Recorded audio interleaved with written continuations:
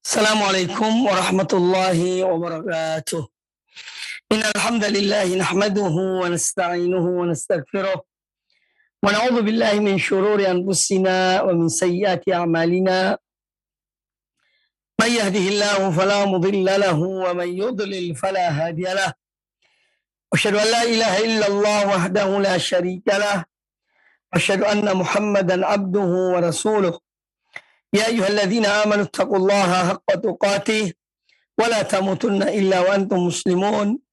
Ya ayyuhan nasu taqu rabbakumul ladzi khalaqakum min nafsin wahidah wa khalaqa minha zawjaha wa batha minhuma rijalan katsiran wa nisaa'a.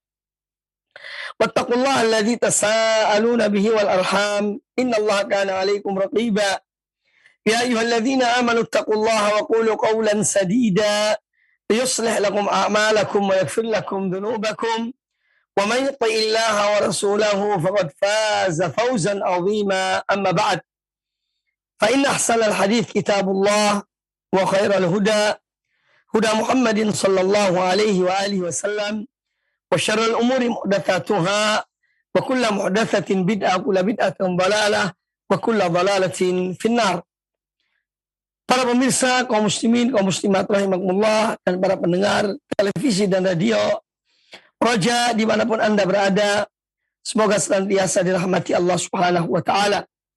Alhamdulillah, pada kesempatan yang baik ini kita kembali bertemu dalam pembahasan hadis-hadis Nabi Sallallahu Alaihi Wasallam dari kitab Riyadhus Shalihin min kalami Sayyidil Mursalin Sallallahu alaihi wa alihi wasallam. Pembahasan kita masih pada bab tentang takkid wujub az-zakah. Bab tentang penekanan kewajiban menunaikan zakat. Jadi Islam menjaga hubungan seorang hamba dengan Allah Subhanahu wa Ta'ala dalam bentuk beriman kepada Allah, mentauhidkan Allah, beribadah kepada Allah, dan juga menjaga hubungan antara sesama manusia, sesama kaum muslimin, yaitu dengan salah satunya dengan berbagi kepada mereka, berbagi berupa harta, baik itu zakat ataupun sedekah yang bersifat sukarela. Dan insya Allah pembahasan kita pada kesempatan yang baik ini kita lanjutkan hadis-hadis yang akan kita pelajari. Di antaranya adalah hadis Abdullah bin Abbas radhiyallahu anhuma, yaitu hadis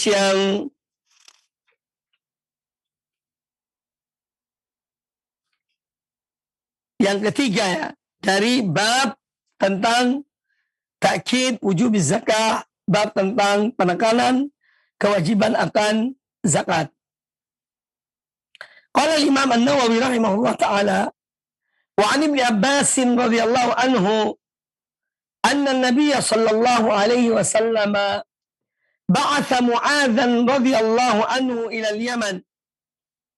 Dari Abdullah bin Abbas radhiyallahu anhuma, beliau berkata bahwasanya Nabi sallallahu alaihi wasallam pernah mengutus Mu'adz radhiyallahu anhu, yakni Mu'adz bin Jabal radhiyallahu anhu, ke negeri Yaman dalam rangka berdakwah.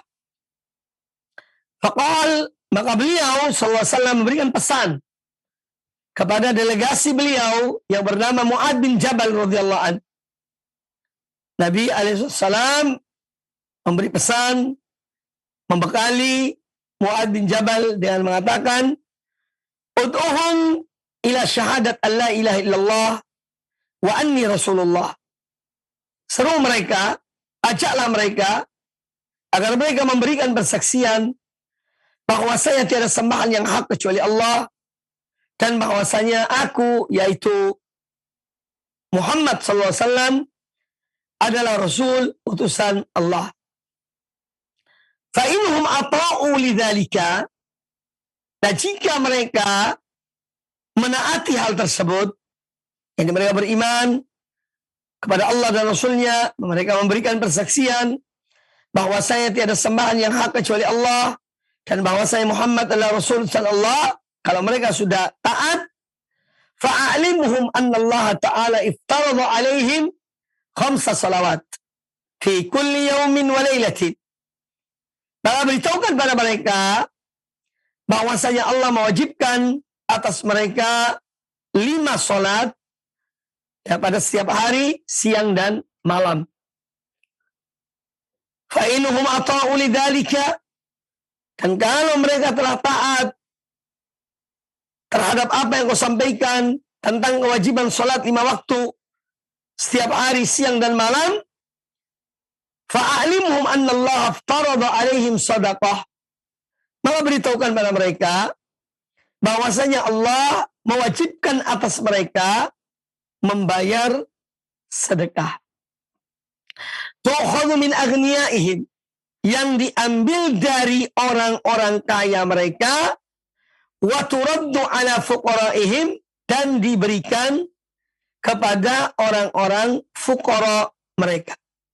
Hadis ini muttafaqun alaih, dikeluarkan oleh Imam Bukhari dan Imam Muslim di dalam Sahih Bukhari dan Sahih Muslim. Al-Imam An-Nawawi rahimahullah ta'ala membawakan hadis ini dalam bab tentang penekanan kewajiban untuk menunaikan zakat, karena di sini disebutkan salah satu dari apa yang didakwai oleh Mu'adz bin Jabal radhiyallahu an adalah mengingatkan kepada mereka tentang zakat. Nah, hadis ini tentu adalah hadis yang menjelaskan kepada kita tentang metode di dalam berdakwah. Yang pertama adalah kewajiban penguasa, pemerintah, ya, untuk mengutus para dai ke tempat-tempat yang jauh, ke tempat-tempat yang memerlukan para dai, para muballigh, untuk mengajarkan kepada mereka tentang Islam. Kemudian juga pelajaran lain yang diambil dari hadis ini, bahwa orang yang diutus adalah orang yang mengerti, orang yang punya ilmu, orang yang mempunyai ilmu, karena dia akan mengajarkan kepada manusia tentang hal-hal yang wajib bagi mereka, terutama tentang tauhid, kemudian tentang salat, kemudian tentang zakat, dan yang lainnya. Kemudian juga hadis ini menjelaskan atau memberikan pelajaran kepada kita tentang permulaan dari dakwah itu diawali dengan tauhid. Mengajarkan kepada manusia akan keesaan Allah, bahwasanya tiada sembahan yang hak kecuali Allah, dan menyeru mereka untuk beribadah hanya kepada Allah. Jangan menyembah kepada selain Allah. Jangan menyeru kepada selain Allah. Jangan meminta kepada selain Allah. Jangan curhat kepada selain Allah. Ya. Kalau ada suatu masalah, menghadap pada Allah Ta'ala. Salatlah, mohonlah, curhatlah pada Allah Azza wa Jalla, bukan pada manusia. Nah, orang yang curhat pada manusia, ya, ini menunjukkan tauhidnya lemah. Ya. Jadi seorang mukmin, dia selalu mengadu kepada Allah Subhanahu wa Ta'ala. Ini tentang tauhid. Sebagai yang pertama kali disampaikan, diseru manusia kepadanya. Kemudian memperkenalkan mereka atau kewajiban mereka untuk beriman kepada Rasulullah sallallahu alaihi wasallam sebagai seorang utusan Allah yang terakhir yang diutus kepada seluruh umat manusia. Ya. Agar mereka beriman kepada Nabi alaihi wasallam, bahwa beliau adalah Rasul utusan Allah Subhanahu wa Ta'ala, Rasul yang terakhir. Tidak ada lagi Nabi dan Rasul sesudah beliau, sesudah Nabi alaihissalam. Maka kalau ada orang mengaku dirinya Nabi setelah Nabi alaihissalam, ya, maka orang ini harus ditangkap, dihukum, ya, diingatkan bahwa Nabi alaihissalam adalah Rasul yang terakhir. Dan orang yang percaya ada Nabi setelah beliau, ya kafir. Ya. Itu artinya kafir. Karena memang tidak ada Nabi setelah Rasulullah SAW. Ya, beliau adalah Rasul utusan Allah yang terakhir yang diutus kepada seluruh umat manusia. Kemudian yang berikutnya, di antara pelajaran yang diambil dari hadis ini, bahwa dakwah itu bertahap. Tahapan pertama kita sampaikan yang terpenting. Kemudian yang berikutnya, yaitu tentang sholat 5 waktu. Karena sholat 5 waktu adalah ibadah yang memang diwajibkan oleh Allah Ta'ala kepada umat ini. Bahkan amal pertama yang dihisab di hari kiamat kelak adalah sholat. Semua amal-amal ibadah yang lainnya tidak diterima oleh Allah Ta'ala jika sholat seseorang tertolak. Ya, maka dari itu sholat yang pertama dan utama dari semua amal-amal yang harus diperhatikan oleh seorang mukmin. Ya, menjaga sholatnya, memelihara sholatnya, yaitu sholat 5 waktu.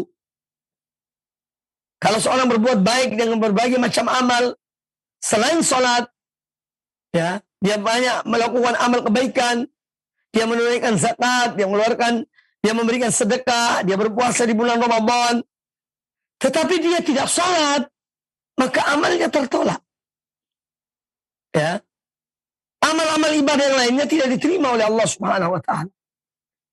Nah, oleh karena itu, sholat adalah sebagai tiang dari agama Allah ini, salah satu dari rukun Islam yang utama setelah 2 kalimat syahadat. Ya, maka dari itu janganlah seorang menggampangkan masalah sholat. Jadi setelah kita mengajarkan tentang tauhid, kemudian langkah berikutnya mengajarkan mereka tentang sholat. Kita mempunyai kewajiban, atau seorang muslim, muslimah mempunyai kewajiban sholat 5 waktu yang harus dikerjakan setiap hari, siang dan malam. Kemudian diajarkan bagaimana sholat itu. Ya, sedikit demi sedikit. Karena tidak hanya sekedar memberitahukan kepada mereka, ya, bahwa ada kewajiban sholat 5 waktu. Tetapi kemudian kita tidak mengajarkan mereka bagaimana sholat. Ini pun salah dan keliru. Ya. Maka dari itu apabila ada seorang yang baru masuk Islam, ya, dia telah mengucapkan 2 kalimat syahadat, ya, kemudian kita mengharuskan dia untuk mempelajari tata cara atau bagaimana cara sholat. Atau mungkin ada guru yang kita tugaskan untuk mengajarkan kepadanya bagaimana dia sholat. Dan bacaannya walaupun mungkin pertama dengan secara sederhana, ya, sederhana yang paling utama yang diajarkan, ya, arkanul sholat, rukun-rukun sholat, ya, kemudian meningkat kepada yang lainnya. Kemudian apabila mereka orang-orang itu sudah taat, mereka sholat, maka yang ketiga atau langkah berikutnya adalah memberitahukan pada mereka tentang kewajiban mereka dalam hal berkaitan dengan harta, yaitu kewajiban untuk mengeluarkan zakat. Karena zakat adalah hak Allah Subhanahu wa Ta'ala, ya, yang harus ditunaikan oleh orang yang memiliki harta yang sudah mencapai nisabnya, sudah memenuhi syarat-syaratnya untuk mengeluarkan zakat, maka dia wajib mengeluarkan zakat. Dan zakat ini banyak hikmahnya. Ya. Kata hikmahnya adalah untuk menolong saudara-saudara kita sama kaum muslimin agar mereka hidup dengan cukup. Para fuqara masakin yang mungkin kekurangan, maka dengan uang zakat itu atau dengan harta zakat akan mencukupi mereka, sehingga tidak terjadi gejolak di masyarakat. Ya. Salah satu penyebab gejolak di masyarakat adalah kesenjangan sosial antara orang-orang kaya yang memiliki harta yang menumpuk dengan para fuqara masakin yang mereka tidak mempunyai apa-apa. Sementara orang-orang kaya tidak menunaikan zakat. Ya.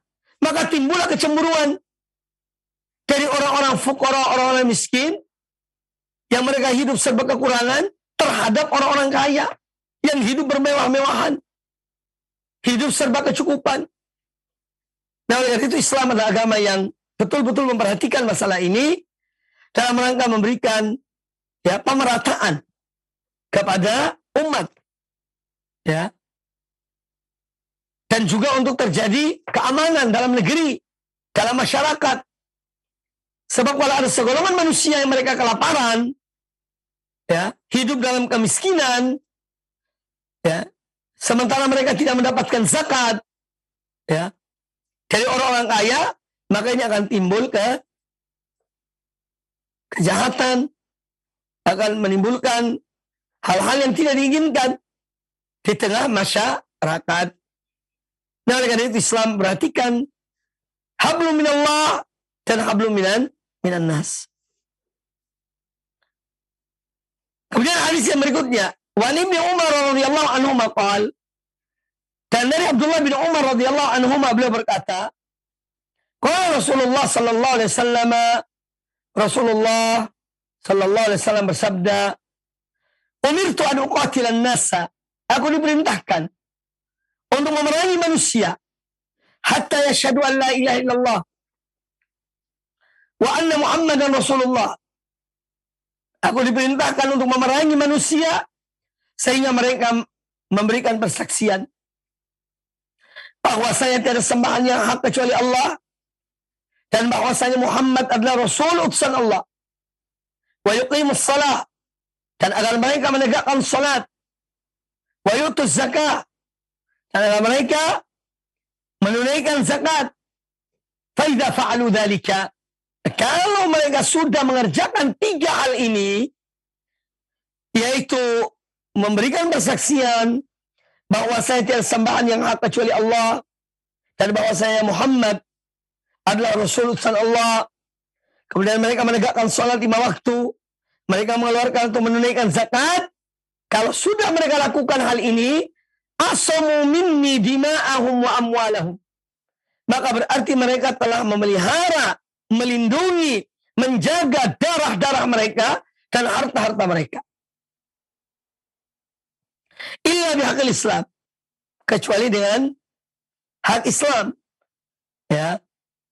Jadi hak Islam itu contoh dalam harta, yaitu zakat, ya, itu zakat atau yang lainnya dari hal-hal yang wajib. Kemudian wahisabuhum Allah, sedangkan hisab, perhitungannya semua dikembalikan kepada Allah Subhanahu wa taala.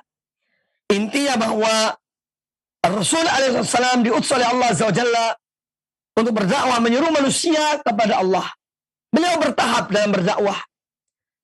Sallallahu alaihi wasallam beliau menyampaikan dakwah tauhid, menyeru kaumnya kepada agama Allah agar beriman kepada Allah dan beriman pada Rasulnya. Di sana terbagi 2 golongan. Ada orang-orang beriman pada beliau, tidak sedikit pula yang menentang beliau, yang memerangi beliau. Ya, kemudian beliau berhijrah dari Mekah ke Madinah dalam rangka dakwah ini. Karena setelah sekian tahun di kota Mekah, 13 tahun di kota Mekah, ternyata dakwah itu pun masih banyak mendapatkan tantangan dari kaum beliau. Maka Allah perintahkan beliau untuk berhijrah, mencari tempat yang subur dalam dakwah, yaitu ke Madinah.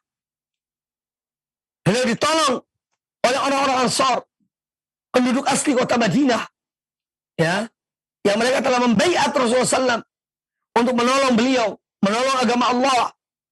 Ya, maka kemudian beliau berdakwah dan telah memiliki kekuatan.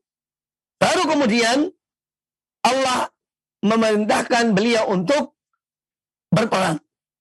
Ya, berperang dalam arti berdakwah di jalan Allah Subhanahu wa taala. Sebelum berperang ditawarkan, ya, untuk Islam. Kalau mereka menolak, ditawarkan alternatif kedua, yaitu membayar jizyah, upeti, semacam pajak.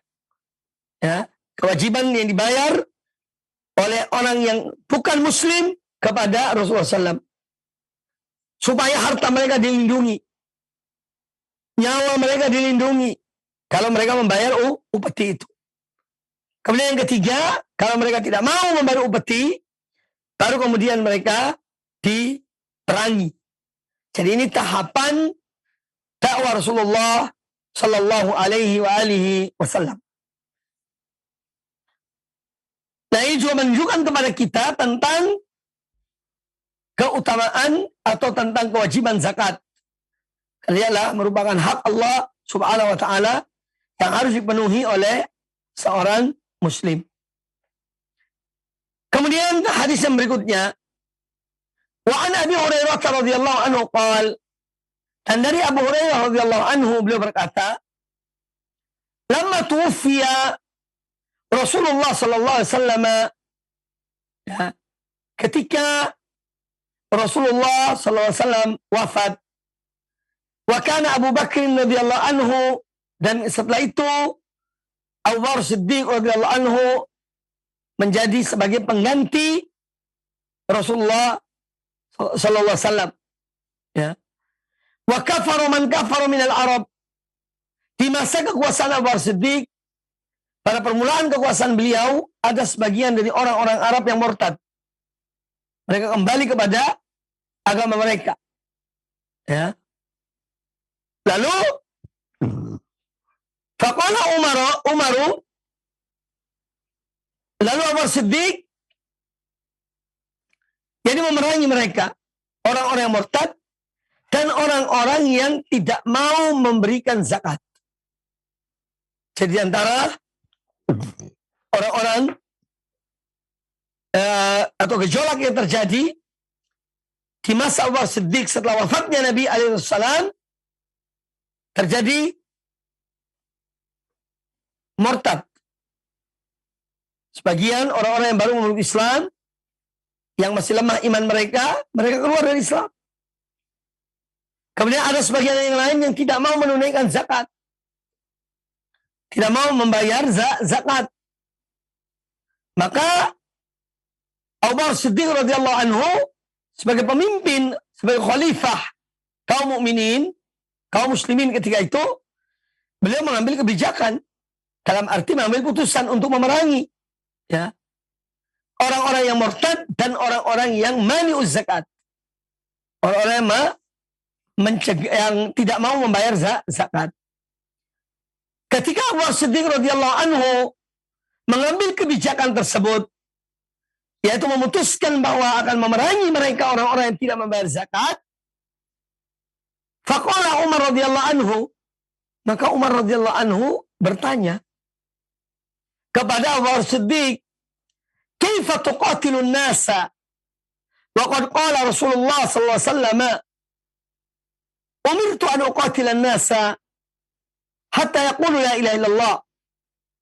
Faman qalaha faqad asama minni ma lahu wa nafsahu illa bihaqqillah, illa bihaqqihi wa hisabuhu 'ala Allah."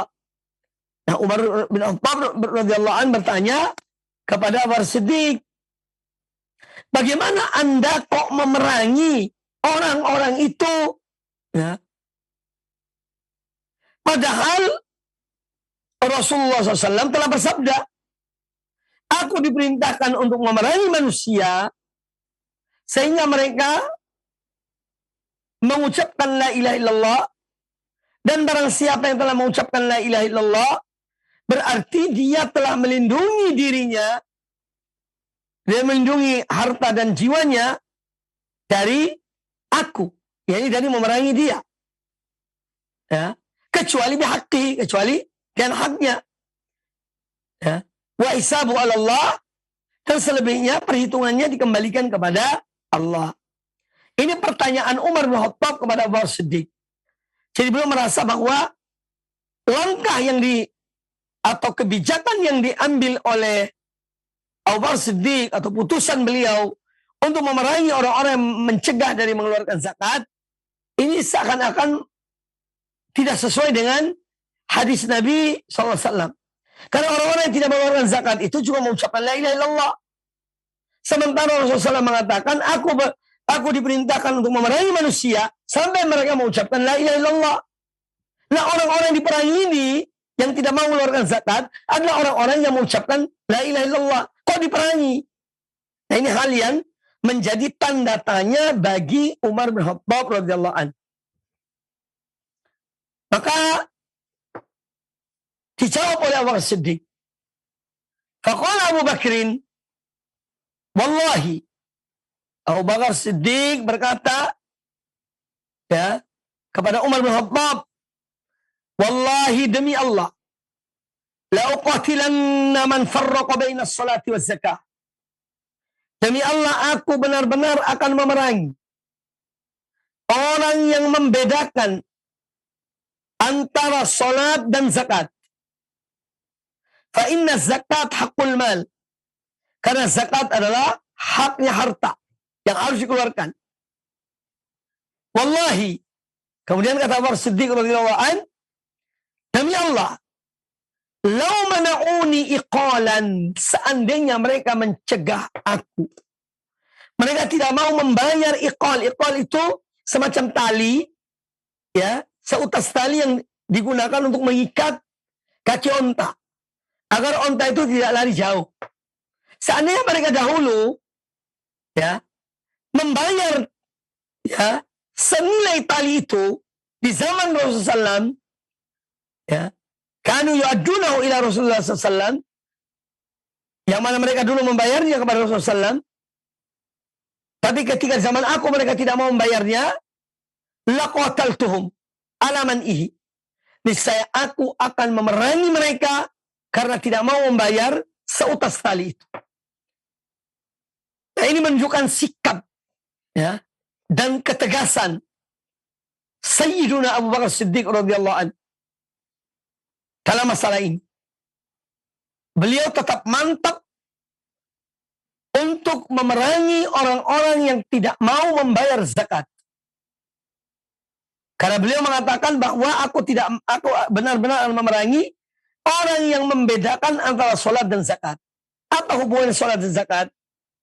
Di dalam Al-Quranul Karim, sebagaimana dikatakan oleh para ulama, lebih dari 70 ayat itu memadukan antara sholat dan zakat. Setiap Allah menyebutkan sholat, Allah menyebutkan zakat. Ya. Ini menunjukkan bahwa hal ini tidak dipisahkan. Nah, kalau ada orang hanya mau sholat saja, sementara dia mempunyai harta yang harus dia zakati, lalu dia tidak mau membayar zakat, maka diperangi. Nah, ini sikap yang diambil oleh Abu Bakar Siddiq radhiyallahu taala anhu. Melihat ketegasan dan sikap yang demikian tegas dari Abu Bakar Siddiq radhiyallahu anhu untuk memerangi mani'uz zakat, orang-orang yang mencegah dari membayar zakat, qala Umar, maka Umar bin Khattab radhiyallahu anhu berkata, faqala Umar radhiyallahu anhu, maka Umar bin Khattab radhiyallahu anhu berkata, fa wallahi ma huwa illa an ra'aitu Allah qad syara'a sadra Abi Bakr lil qital. Kata Umar, demi Allah, ya, sungguh aku melihat bahwasanya Allah telah melapangkan dada Abu Bakar Siddiq untuk memerangi orang-orang yang tidak membayar zakat. Fa'araftu annahu al-haq, maka aku mengetahui bahwa beliaulah yang benar. Sikapnya, langkahnya, putusannya, ya, itulah yang benar. Yang sikap beliau Abu Bakar Siddiq, langkahnya, putusannya, ya, dalam memerangi orang-orang yang tidak mau membayar zakat. Jadi Umar kemudian menyerahkan semuanya kepada kebijakan Abu Bakar Siddiq dan beliau yakin bahwa itulah yang benar. Itulah yang hak.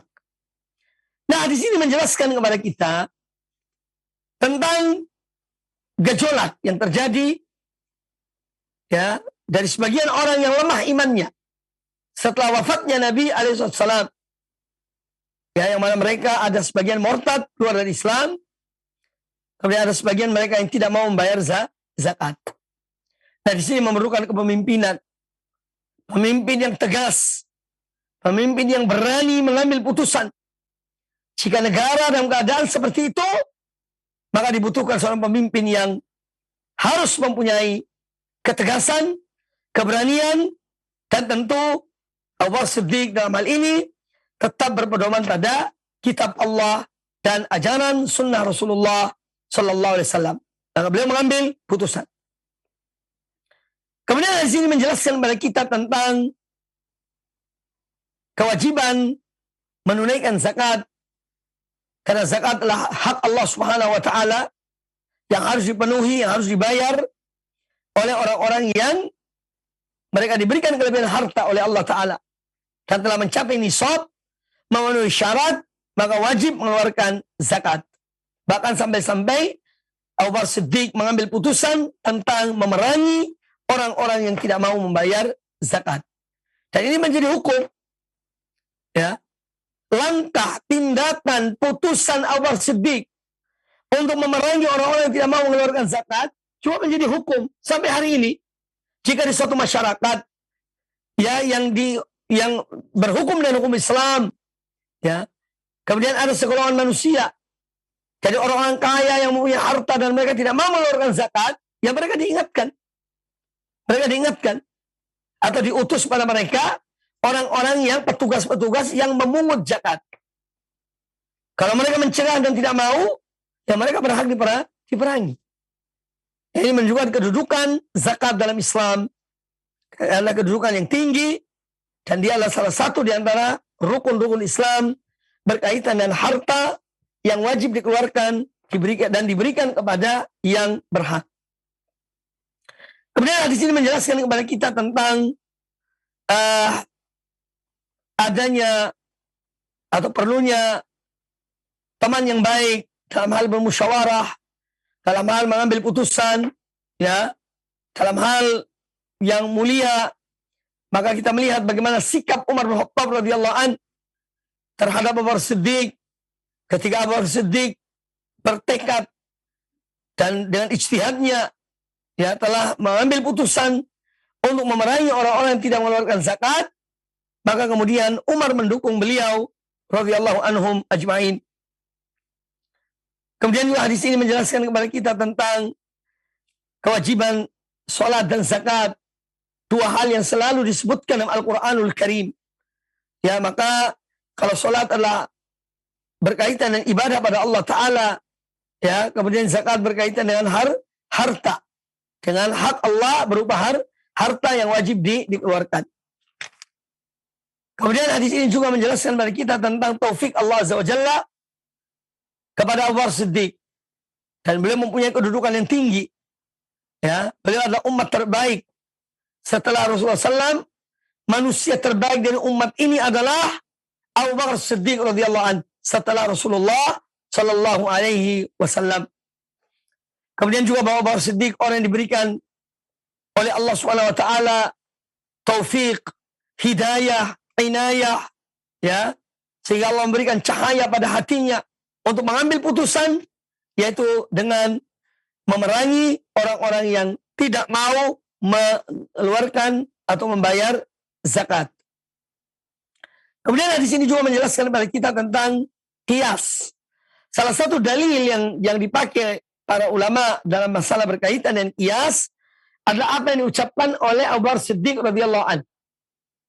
Kata beliau, la uqatilanna man farraqa baina as-salat wa zakah.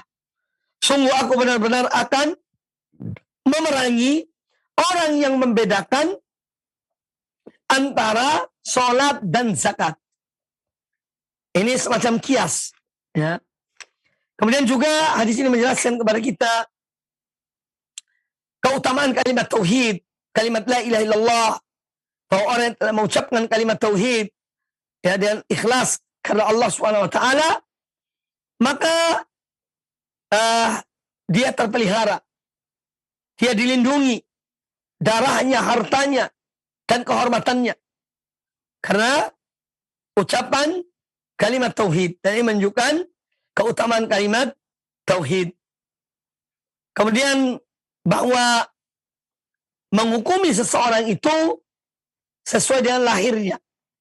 Adapun batinnya kita tidak tahu. Misalnya ada seorang datang kepada kita, dia bilang saya ingin memeluk Islam dan mengucapkan dua kalimat syahadat. Lalu dia mengucapkan dua kalimat syahadat, tapi sebetulnya hatinya tidak benar. Dia hanya berpura-pura. Maka kita tetap menghukumi dia sebagai muslim secara lahirnya, karena dia mengucapkan dua kalimat syahadat. Adapun apa yang disembunyikan di hatinya berupa misalnya kemunafikan, kebohongan, ya, tentang apa yang diucapkan, itu antara dia dengan Allah Subhanahu wa taala. Itu bukan urusan kita. Tetapi kita menghukumi dia secara lahir. Kalau dia telah mengucapkan 2 kalimat syahadat, maka dia adalah sebagai orang muslim. Adapun apa yang disembunyikan, itu urusan dia dengan Allah Subhanahu wa taala. Kemudian juga bahwa seorang yang murtad, kalau dia bertobat pada Allah taala, dia kembali pada agama Allah, maka taubatnya diterima. Dan dia diterima sebagai orang yang kembali kepada Islam. Ya. Kecuali kalau seorang itu mempermainkan agama Allah. Ya. Dia masuk Islam, kemudian murtad, masuk lagi, murtad lagi, masuk lagi, murtad lagi. Nah ini namanya mempermainkan agama Allah Subhanahu wa taala. Nah ini yang kemudian dihukumi dengan hukum mati. Kalau seorang mempermainkan agama Allah taala, menjadikan agama Allah itu masuk keluar seenaknya, sesukanya. Nah, ini tidak dibenarkan. Kemudian hadis yang berikutnya, wa an Abi Ayyub radhiyallahu anhu, Abu Ayyub Al-Ansari radhiyallahu anhu, beliau berkata, anna rajulan qala lin Nabi sallallahu alaihi wasallam. Pernah ada seseorang berkata kepada Nabi sallallahu alaihi wasallam, akhbirni bi amalin yudkhiluni al-jannata. Kata orang itu, ya Rasulullah, beritahukan pada aku suatu amal, yang mana amal ini apabila aku kerjakan, menjadi penyebab aku dimasukkan ke dalam surga. Jadi orang ini datang bertanya kepada Rasulullah SAW tentang amal yang dengan menjadi sebab dia dimasukkan surga. Maka dijawab oleh Nabi SAW, ta'budullaha la tusyriku bihi syai'an. Engkau beribadah menyembah Allah dan tidak menyekutukan Allah dengan suatu apapun. Jadi engkau beribadah menyembah Allah dan tidak menyekutukan Allah dengan suatu apapun. Ini yang pertama. Yang kedua, wa tuqimus shalah. Engkau menegakkan salat, menunaikan salat 5 waktu. Yang ketiga, wa tu'tiyaz zakah. Engkau menunaikan zakat. Yang keempat, wa tasilu ar-rahim. Dan engkau menjaga silatu ar-rahim. Hadis muttafaqun alaih, dikeluarkan oleh Imam Bukhari dan Imam Muslim. Dan hadis ini tentu menjelaskan kepada kita tentang amal manusia ketika dia mengerjakan amal-amal kebaikan sebagai sebab dia dimasukkan ke dalam surga Allah Subhanahu wa taala. Yang pertama, amal yang paling mulia adalah beribadah menyembah hanya kepada Allah dan tidak menyekutukan Allah dengan siapapun dan apapun. Ya. Ini Islam. Islam agama tauhid. Ya. Tidak ada Islam tanpa tauhid. Nah, oleh karena itu, seorang yang ingin dijamin dia masuk surga, dia harus mentauhidkan Allah Azza wa Jalla. Dia harus beribadah hanya kepada Allah dan tidak menyekutukan Allah dengan suatu apapun. Seandainya ada orang beribadah pada Allah Ta'ala 1000 tahun, kemudian dia melakukan kesyirikan, dia syirik pada Allah Ta'ala, dan mati dalam kesyirikan, maka amalnya gugur. Amal yang 1000 tahun beribadah pada Allah Ta'ala, kalau diakhiri dengan kesyirikan pada Allah Ta'ala, dan mati dalam kesyirikan, maka amalnya gugur. Tertolak, tidak diterima oleh Allah Subhanahu wa Ta'ala. Nah, ini pentingnya tauhid. Makanya kepada umat ini, ketika kita menghadapi masalah, musibah, cobaan, ya, hendaknya kita tetap bergantung pada Allah Azza wa Jalla. Jangan berharap pada selain Allah. Jangan meminta kepada selain Allah. Jangan mengadu kepada selain Allah. Tapi kita tetap berpegang teguh kepada tauhid, kepada Allah Subhanahu wa Ta'ala, dan tidak menyekutukan Allah dengan suatu apapun. Kemudian yang kedua, di antara amal yang dengannya seorang dimasukkan surga adalah menegakkan salat. Ya, menegakkan salat. Dan sudah sering kita ingatkan masalah salat. sebagai ibadah yang pertama kali dihisab hari kiamat kelak. Semua amal akan diterima oleh Allah Ta'ala kalau sholatnya diterima. Tapi kalau sholatnya ditolak oleh Allah Ta'ala, maka semua amal-amal ibadah lainnya pun akan tertolak. Kemudian yang berikutnya, yang ketiga adalah menunaikan zakat. Ini juga di antara amal yang dengannya seorang mendapatkan menjadi sebab dimasukkan surga Allah Subhanahu wa Ta'ala. Kemudian yang keempat adalah silaturahim. Menjaga hubungan kekerabatan. Ya. Sebagian ulama menyebutkan rahim itu ada dua. Ya. Ada rahim berkaitan dengan kekerabatan kekeluargaan. Ya. Seorang lahir atau beberapa orang lahir dari satu rahim. Ya. Dari satu ibu. Satu ayah. Ya. Kemudian kerabat-kerabat yang dekat dengannya. Pamannya, bibinya, saudaranya, neneknya, kakeknya, semua dalam satu ikatan rahim. Artinya persaudaraan mereka berdasarkan hubungan kekerabatan, hubungan darah satu dengan yang lainnya. Ada yang kedua, sebagaimana disebutkan para ulama, rahim agama. Ini yang difirmankan oleh Allah Azza wa Jalla, innamal mu'minuna ikhwatun. Sesungguhnya hakikat persaudaraan yang sebenarnya adalah hanya orang-orang yang beriman. Yani ikatan yang kuat ya dalam kehidupan seorang mukmin, ya, yaitu dia adalah saudara bagi mukmin yang lainnya. Innamal mu'minuna ikhwatun, sesungguhnya orang-orang beriman itu adalah bersaudara. Persaudaraan diikat oleh keimanan pada Allah Ta'ala. Ya. Sebagian ulama mengistilahkan dengan rahim agama. Rahim Islam, rahim iman yang mengikat di antara kaum muslimin. Makanya orang muslim dan mukmin itu bersaudara dimanapun mereka berada, kapanpun mereka berada, kapan dan dimanapun mereka tetap bersaudara karena diikat oleh rahim agama ini tadi, ya, rahim iman dan Islam.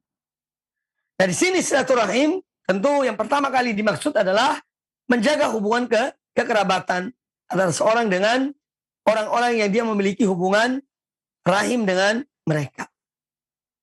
Nah, ini diantara sebab-sebab orang yang dimasukkan, sebab-sebab yang dengannya seorang masuk surga.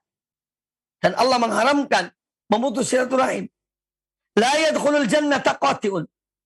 Kata Nabi alaihissalam, tidak masuk surga orang yang memutus silaturahim. Maka seorang mukmin muslim, mukminah muslimah, hendaknya tetap menjaga hubungan kerabatan antara mereka. Dan ini salah satu di antara penyebab seorang masuk surga Allah Subhanahu wa Ta'ala. Nah, semua ini menunjukkan keutamaan amal-amal ini, ya, yang seyogyanya kita menjaga, memeliharanya, dan istiqomah di dalam mengamalkan apa-apa yang disebutkan dalam hadis ini. Kemudian hadis yang berikutnya, wa Abi Hurairah radhiyallahu anhu, dan dari Abu Hurairah radhiyallahu an, beliau berkata, anna a'rabiyan atan nabiyya sallallahu alaihi wasallam. Pernah ada seorang Arab dusun, ya, datang menemui Nabi sallallahu alaihi wasallam. Faqal, lalu orang itu bertanya kepada beliau, ya Rasulullah, wahai Rasulullah, dullani ala amalin, tunjukkanlah kepada aku suatu amal ibadah, suatu amal perbuatan. Idza amiltuhu dakhaltul jannata. Kalau aku mengerjakan amal tersebut, ya, maka aku masuk surga. Ya Rasulullah, tunjukkan pada aku suatu amal ibadah, suatu amal perbuatan yang mana amal ini jika aku mengerjakannya, aku dimasukkan surga atau aku masuk surga. Faqal, maka dijawab oleh Nabi alaihissalam, ta'budullaha la tusyriku bihi syai'an. Engkau beribadah menyembah Allah dan tidak menyekutukan Allah dengan suatu apapun. Ini yang pertama. Maka semua amal yang kita lakukan ada kaitannya dengan ibadah pada Allah Ta'ala, hendaknya betul-betul liwajhillah. Kita lakukan semata-mata hanya karena wajah Allah. Hanya karena Allah subhanahu wa ta'ala. Jangan mengotori amal-amal ibadah kita dengan kotoran-kotoran syirik dan riya. Ingin dipuji oleh manusia, ingin didengar oleh manusia, ya, atau ingin mendapatkan harta duniawi atau kepentingan-kepentingan dunia lainnya. Itu semua akan menggugurkan amal kita. Maka di sini pentingnya peringatan tentang ikhlasan. Termasuk dakwah, menyeru manusia kepada Allah subhanahu wa ta'ala. Harus ikhlas kepada Allah azza wa jalla. Agar mereka kembali kepada Allah. Mereka kembali kepada ajaran Rasulullah SAW. Ya. Ikhlaskan karena Allah azza wa jalla. Orang yang ikhlas dalam berdakwah, maka insya Allah dakwanya akan tersampaikan. Dalam arti akan masuk kepada orang yang didakwai. Tetapi kalau seorang berdakwah sudah bukan karena Allah, karena hal-hal hawa nafsu duniawi yang diinginkannya, maka percuma. Tidak akan merasuk dalam hati orang yang didakwai. Karena dia tidak ikhlas. Ya, karena dia tidak ikhlas. Dia berdakwah bukan karena Allah. Ya. Karena ada hal-hal lain yang diinginkan. Nah, maka ini tidak akan ada keberkahan dalam dakwahnya. Dan tidak ada bekas dalam dakwahnya. Karena tidak ikhlas karena Allah subhanahu wa ta'ala. Makanya Allah azza wa jalla memerintahkan kita berdakwah, menyeru manusia kepada Allah dan hikmah. Pertama kali Allah sampaikan kepada Rasul sallallahu alaihi wasallam, "Ud'u ila sabili rabbika bil hikmati wal mau'izatil hasanah." Serulah manusia kepada jalan Tuhanmu bil hikmah, dan cara yang hikmah, dan cara yang baik, dengan lemah lembut, dan kalimat-kalimat yang baik, dan metode yang terbaik. Ya. Wal mau'izatil hasanah. Kemudian juga dengan peringatan-peringatan yang baik. Apabila diperlukan perdebatan atau diskusi, wajadilhum billati ahsan. Berjidallah, berdiskusilah dengan cara yang terbaik. Diskusi pun dengan cara yang terbaik. Ya. Kalau mengucapkan, mengeluarkan hujah dan kalimat yang baik, ya, dan adab-adab yang mulia, ini yang diajarkan oleh Allah dan Rasulnya. Maka ini kewajiban kita. Kewajiban seorang dai mendakwai manusia dengan cara yang terbaik. Kita ini tidak lebih merahmati para hamba Allah daripada Allah dan Rasulnya. Jangan kita mengira bahwa kita lebih rahmat pada hamba Allah dan Rasul dan para hamba Allah. Tidak. Allah lebih merahmati para hambanya. Rasulullah SAW lebih mengasihi para hamba-hamba Allah daripada kita. Dan Allah menyuruh kita untuk berdakwah dengan cara yang baik. Dan akhlak yang mulia. Dan sopan santun, kalimat-kalimat yang baik. Karena Allah Maha mengetahui siapa yang Allah berikan hidayah, siapa yang tidak diberikan hidayah. Tugas orang menyampaikan dakwah itu adalah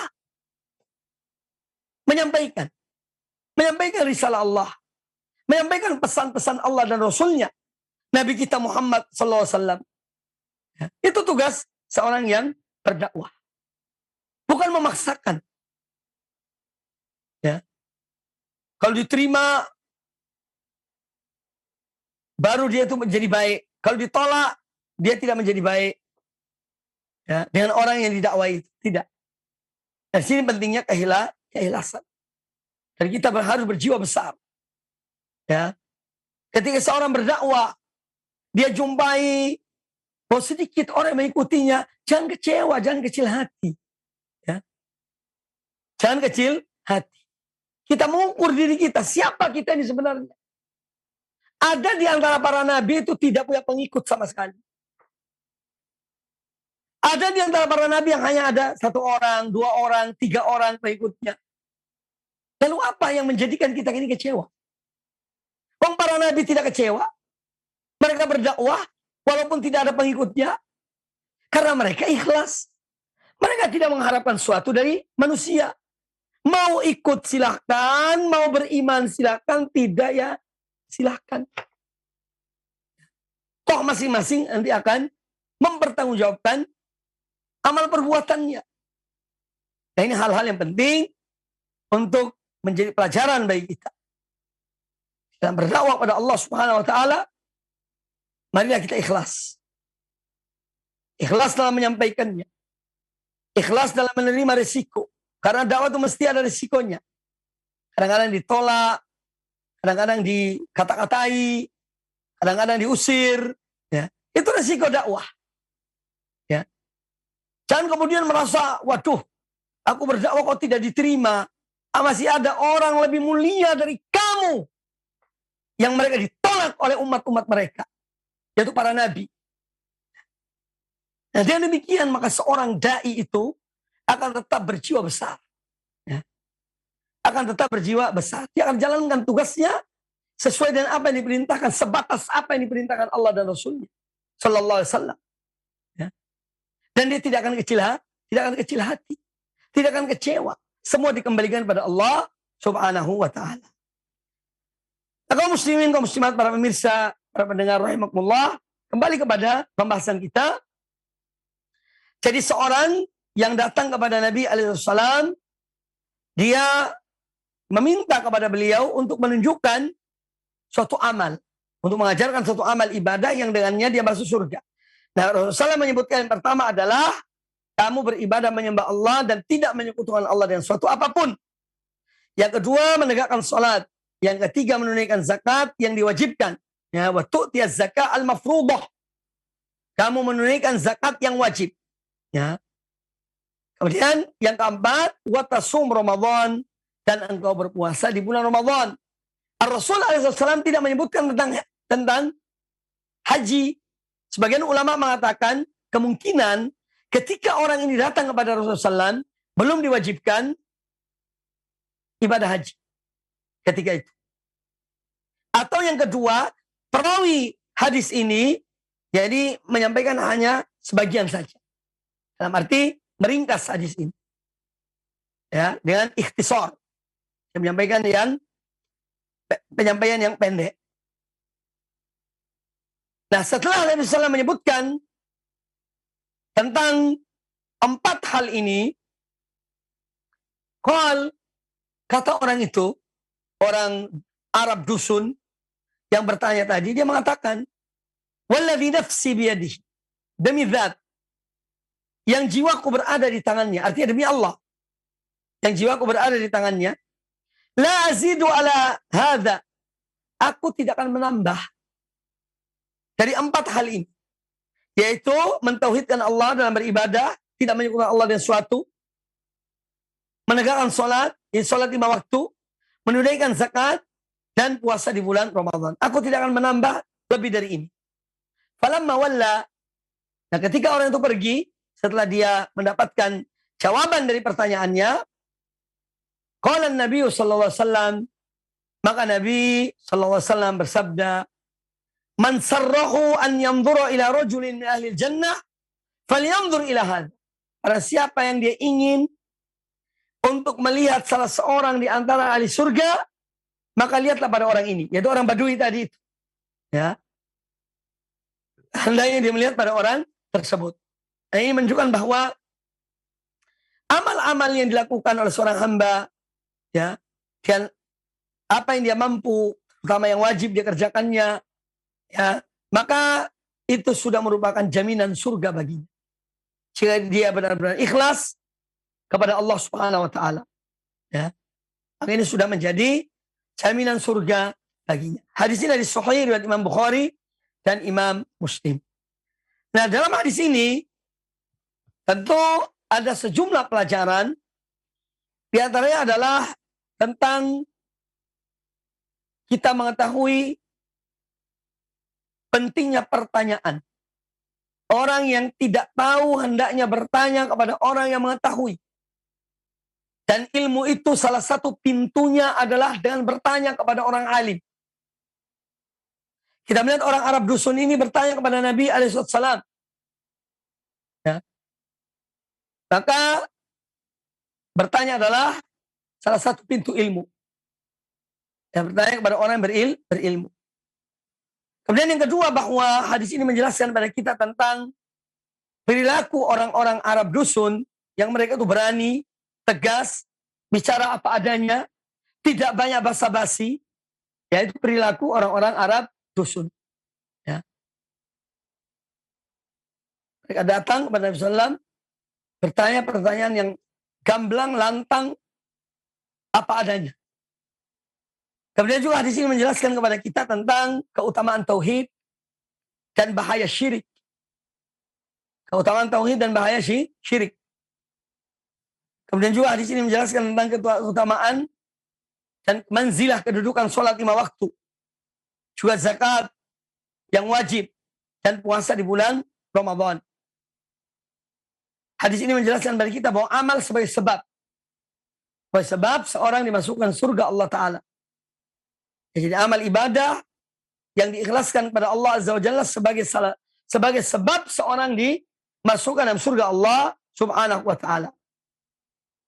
Kemudian juga hadis ini menjelaskan kepada kita tentang akhlak Rasulullah SAW, bagaimana mulianya beliau ya dalam menerima orang-orang yang datang kepada beliau dari semua kalangan, baik dari ahlul kitab yang datang kepada beliau ataupun dari kaum muslimin, orang dari dusun atau sahabat-sahabat beliau yang mulia. Ya, maka Nabi alaihi salatu wassalam selalu menghadapi atau menghadap mereka atau menerima mereka dengan cara yang terbaik. Dan beliau adalah contoh teladan bagi kita semuanya dalam segala hal. Ya. Bahwa Nabi alaihi salam adalah contoh teladan bagi kita. Ya. Kemudian di sini menjelaskan kepada kita tentang orang-orang dari ahli surga yang berdasarkan pada hadis-hadis Nabi alaihi salam. Jadi dalam hal masalah menentukan orang ini ahli surga atau tidak, semua itu berdasarkan pada nas dari Al-Quran dan dari hadis-hadis Nabi SAW. Adapun yang tidak disebutkan ya oleh Al-Quran dan Sunnah, maka jika orang-orang itu baik, beriman, taat pada Allah dan seterusnya, maka kita berharap ya bahwa mereka termasuk orang-orang yang dimasukkan surga oleh Allah Subhanahu wa Ta'ala. Kalau ada dari kalangan kaum muslimin, kaum mukminin ya, yang mungkin mereka juga berbuat kesalahan, berbuat dosa selain dosa syirik ya, maka kita tak berharap semoga Allah mengampuni mereka. Ya, semoga Allah mengampuni dosa-dosa mereka. Maka ahli surga ditentukan dengan nas. Fulan di surga kalau ada nasnya. Adapun kita menentukan seseorang, wah fulan ini pasti di surga, itu tidak dibenarkan. Tapi kita berharap semoga dia termasuk ahli surga. Adapun menentukan si A, si B, si C selain dari nas-nas Quran dan Sunnah, dari Quran dan hadis, maka itu tidak dibenarkan. Jadi seorang itu masuk surga atau masuk neraka apabila berita itu datangnya dari Allah dan Rasulnya, maka kita beriman kepada hal itu. Bahwa fulan ini di surga yang disebut oleh Quran dan hadis, dan fulan ini di neraka yang disebutkan oleh Quran dan hadis. Adapun yang tidak disebutkan, maka bagi kaum mukminin kita berharap mereka ya dimasukkan dalam surga Allah Subhanahu wa Ta'ala. Bagi orang-orang yang tidak beriman pada Allah, bagi orang-orang yang berdosa, ya tentu juga kita berharap semoga diampuni oleh Allah Subhanahu wa Ta'ala. Ya. Adapun orang-orang yang sudah jelas dalam neraka dari kaum kufar seperti Fir'aun dan yang lainnya yang disebutkan oleh Allah Ta'ala atau disebutkan oleh Nabi SAW, maka kita wajib beriman bahwa mereka di neraka.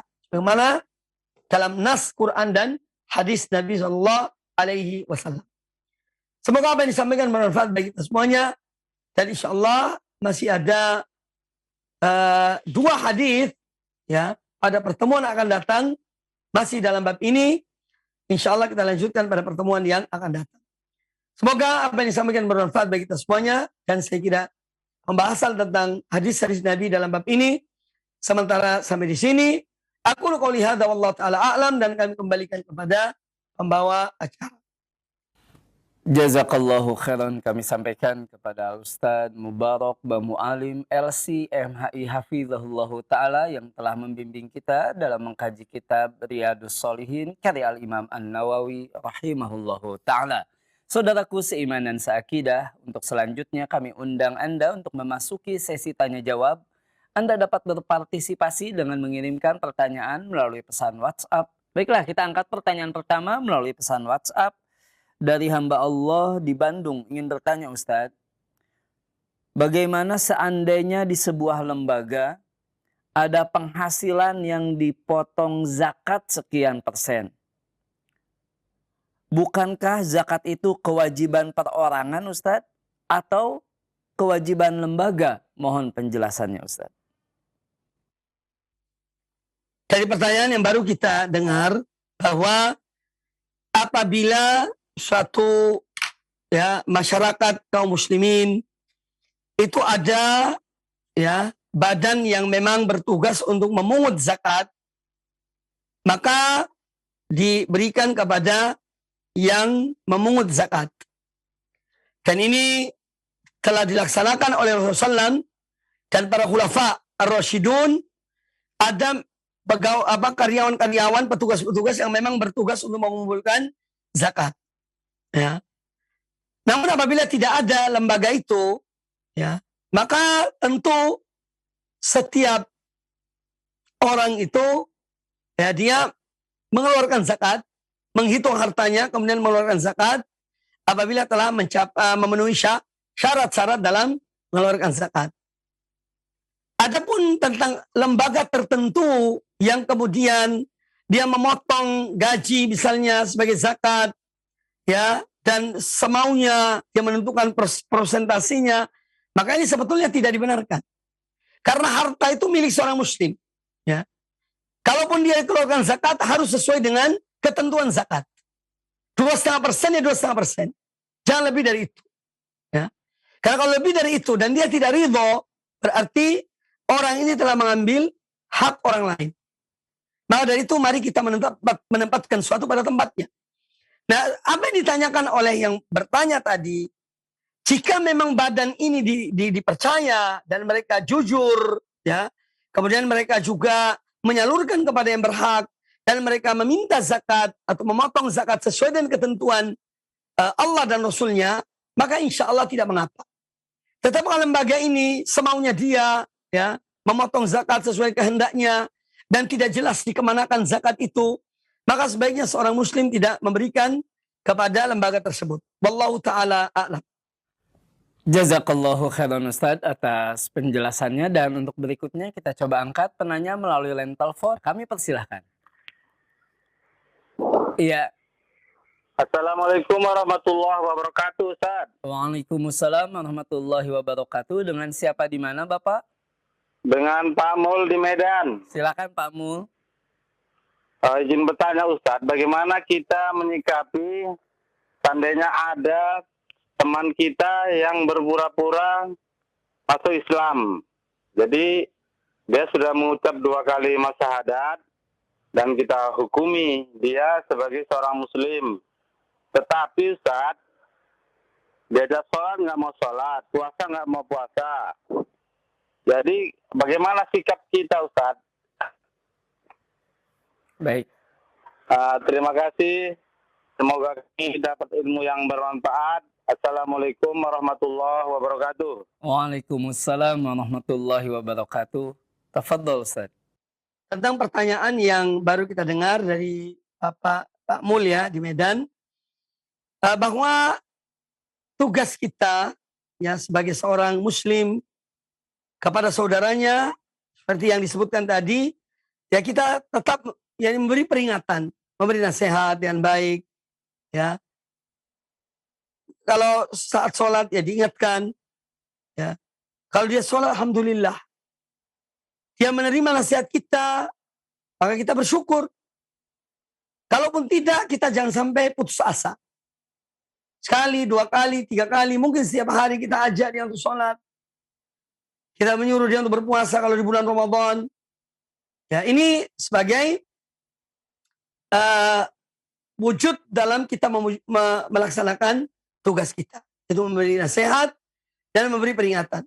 Kalau sudah berulang-ulang dan terus-menerus misalnya, kalau dia tetap seperti itu ya, artinya kita sudah melakukan apa yang menjadi kewajiban kita. Adapun selebihnya antara dia dengan Allah Subhanahu wa taala. Ya. Namun ya ketika dia memeluk Islam, kembali pada pangkuan Islam, ini masih sebagai satu poin yang perlu kita jaga, sehingga kita tetap berupaya agar dia tetap di dalam Islam, ya, tetap di dalam Islam, tetap dalam agama Allah Subhanahu wa taala. Dan kalau mungkin perlu diingatkan masalah kewajiban sholat, ya mungkin kita dengan peringatan kurang diterima oleh orang tersebut, maka bisa juga dengan tulisan, atau mungkin dengan video-video pendek yang kita banyak jumpai di zaman kita, membicarakan tentang sholat, tentang orang meninggalkan sholat, dan yang lainnya. Mungkin bisa juga kita berikan kepada beliau. Tapi intinya bahwa tugas kita hanya mengingatkan, menasihati, selebihnya antara dia dengan Allah Subhanahu wa taala. Wallahu a'lam. Jazakallahu khairan Ustaz atas bimbingannya dalam sesi tanya jawab kita di kesempatan pagi hari ini. Dan tampaknya pertanyaan tadi menjadi penutup untuk sesi interaktif kita Ustaz. Tafadhol ikhtitam dari antum Ustaz. Baik kaum muslimin, kaum muslimat rahimani wa rahimakumullah. Alhamdulillah, mudah-mudahan apa yang disampaikan bermanfaat bagi semuanya. Dan mari kita terus belajar tentang Islam ini. Karena Islam adalah agama yang sangat luas, ya. Jadi ada hal-hal terutama yang masalah-masalah pokok yang kita jalani sehari-hari, hendaknya kita terus mempelajarinya, terus mengamalkannya, sehingga kita beramal di atas ilmu, ya, di atas ilmu dan sesuai dengan apa yang diperintahkan oleh Allah dan Rasulnya Nabi kita Muhammad Sallallahu Alaihi Wasallam. Semoga bermanfaat. Jazakumullah khairan atas perhatiannya dan atas kebersamaan semua bersama kami. Semoga menjadi amal yang bermanfaat, ilmu yang bermanfaat bagi kita semuanya, dan semoga Allah menerima amal-amal ibadah kita. Aqulu qouli hadza wa jazakumullahu khairan. Subhanakallahumma bihamdika asyhadu an la ilaha illa anta astaghfiruka wa atubu ilaik. Wa sallallahu wasallam wa barak ala nabiyyina wa ala alihi washabihi ajma'in. Thumma assalamu alaikum warahmatullahi wabarakatuh.